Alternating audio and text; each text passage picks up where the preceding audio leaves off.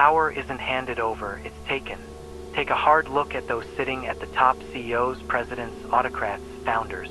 You'll notice they didn't rise by playing nice. They rose by playing wisely. What they understand, and what most people don't, is that in the real world, moral virtue is optional. Strategy, on the other hand, is everything. This isn't some sentimental tale about kindness or cosmic justice. It's a brutal breakdown of how power actually operates, as seen through the eyes of perhaps the sharpest political mind to ever live, Niccolò Machiavelli.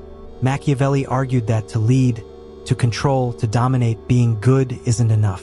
You must command fear, demand respect, and make your presence impossible to overlook. In this guide, I'll show you how to think like a ruler, how to build influence that can't be shaken, dismantle threats before they're born, and shape the way the world sees you without ever getting your hands dirty. Because in a world obsessed with surface, those who perfect illusion end up commanding reality. This is the Machiavellian blueprint. Who was Niccolò Machiavelli? Despite how he's often portrayed, Machiavelli wasn't evil. He wasn't even particularly cruel. He was a man of clarity, a realist forged in the chaos of 15th century Florence, a city consumed by political backstabbing and endless war. As a diplomat and observer of collapsing kingdoms, shifting alliances, and betrayals at every level, Machiavelli didn't write about how politics should be, he revealed how it actually is. His masterpiece, The Prince, wasn't a moral lesson. It was a survival manual.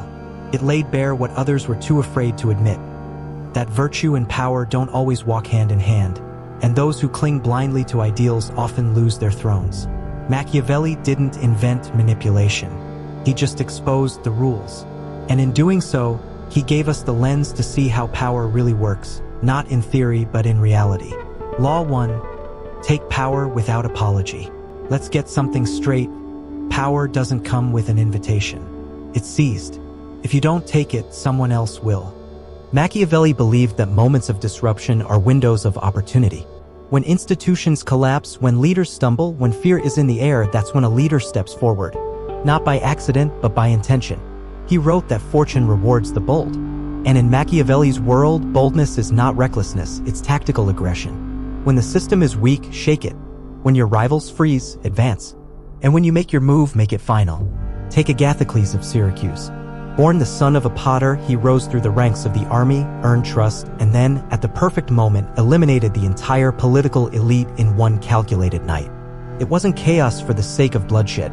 It was a purge of potential threats in one brutal stroke. That's not mindless violence. That's decisive power consolidation. Machiavelli warned, delay breeds revolt. Half steps invite disaster. But unlike tyrants, a Machiavellian ruler acts only when it strengthens the system. Power is not evil.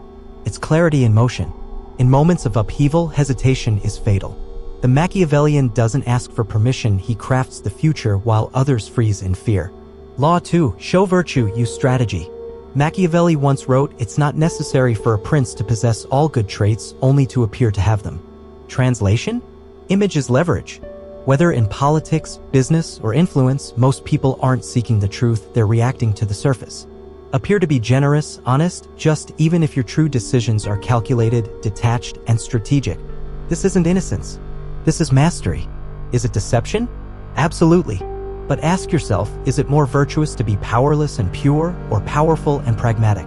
In Machiavelli's world, power isn't earned through virtue. It's preserved through credibility.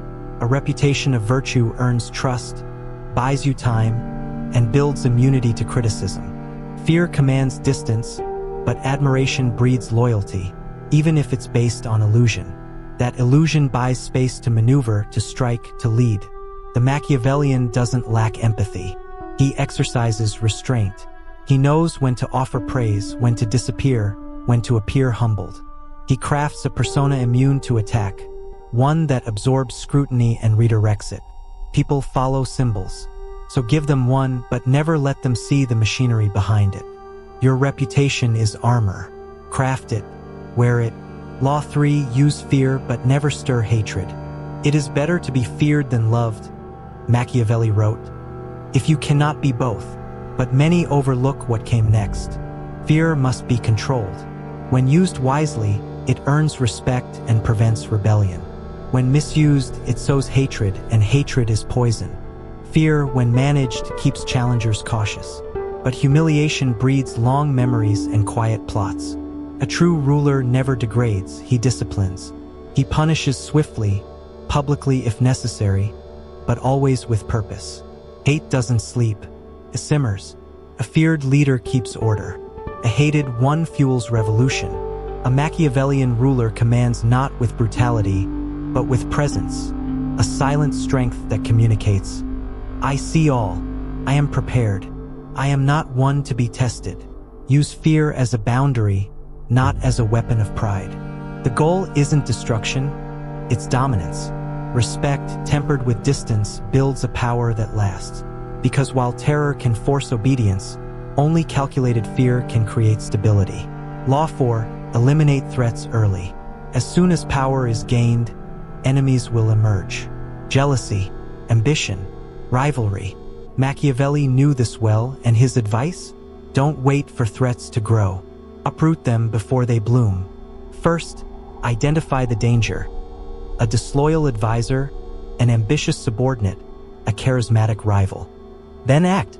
Delay gives them time to scheme, gather allies, erode your influence. Napoleon understood this. After rising to power, he didn't just fear foreign enemies, he feared his own court. Disloyal generals, hidden monarchists, and self-serving ministers. So he acted. He restructured command, crushed conspiracies, and removed threats often before the public even knew they existed. Some were exiled. Others simply disappeared. This wasn't cruelty, it was foresight. Machiavelli's law is clear. Uncertainty is fertile ground for rebellion. Eliminate ambiguity. Be precise. Be silent or be loud, whichever sends the stronger message. Never leave an enemy half-defeated. Never let betrayal become an option. A Machiavellian doesn't wait to be betrayed. He strikes first and makes sure the lesson echoes. Law 5, control the story, command reality. Still think power is muscle? Think again. In today's world, the most dangerous weapon is information. Control the message and you control minds. We're no longer just playing chess. We're writing the rules others unconsciously follow. Power isn't just about dominance, it's about narrative. Whoever tells the story owns the truth. A ruler must control what is seen, said, and believed. When to speak, when to stay silent, what rumors to fuel, what truths to bend. Image is everything. Why? Because perception shapes action. If people think you're untouchable, they won't test you. If they think you're weak, they already are. Today's leaders choreograph every press release, photo op, and soundbite. Machiavelli would have thrived in this age of curated realities. His warning? Avoid mockery and scorn. The cure? Master the narrative. If you're criticized, counter it with greater confidence. If lies spread, drown them in a louder fiction. People don't want full truth, they want a version they can live with. So create the version that keeps your vision alive. Craft your myth. Protect it with precision. Speak with calculated conviction.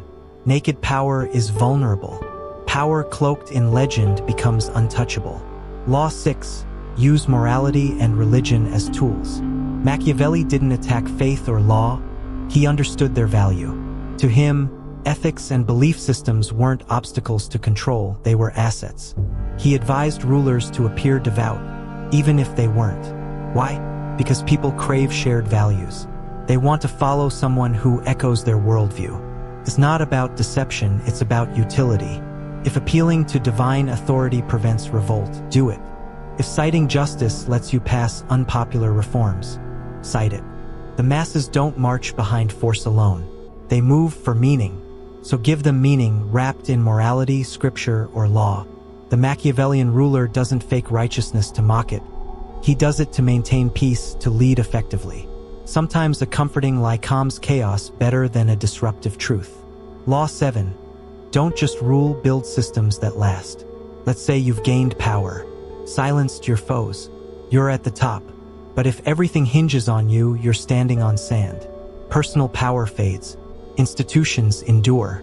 Machiavelli warned that a leader who builds his rule solely on loyalty to himself will fall as soon as that loyalty wavers.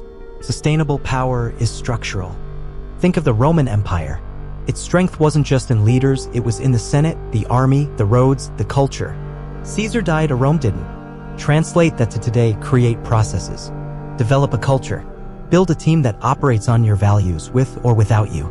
That's why great leaders develop successors, draft laws, and surround themselves with skilled, loyal operators, but never with rivals. The Machiavellian doesn't think in terms of popularity. He thinks in decades. When you're gone, will your empire still stand?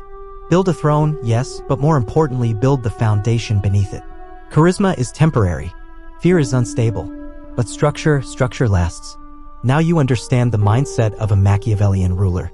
Not to become cruel, but to lead with clarity. Machiavelli didn't ask you to abandon values. He asked you to see their limits. To understand that virtue without force is weakness. You now know how to claim power, how to defend it, how to guide perception and crush threats, but in the end, you must ask yourself, what will remain when you're gone? Will you be feared? Loved? Forgotten? That's your final decision. Because the last law of power is this: use it to build something greater than yourself, or it will consume you. You've now seen what lies behind the curtain. You understand the game. And in a world that rewards foresight and devours the naive, the question is simple. Will you lead or be led? If you've made it this far, you're not ordinary. You think deeper. You seek clarity. You want to lead, not follow. Don't vanish into the algorithm. Subscribe. Join the growing circle of thinkers, tacticians, and future rulers who refuse to be pawns. Because this is only the beginning. And power? Power favors those who prepare.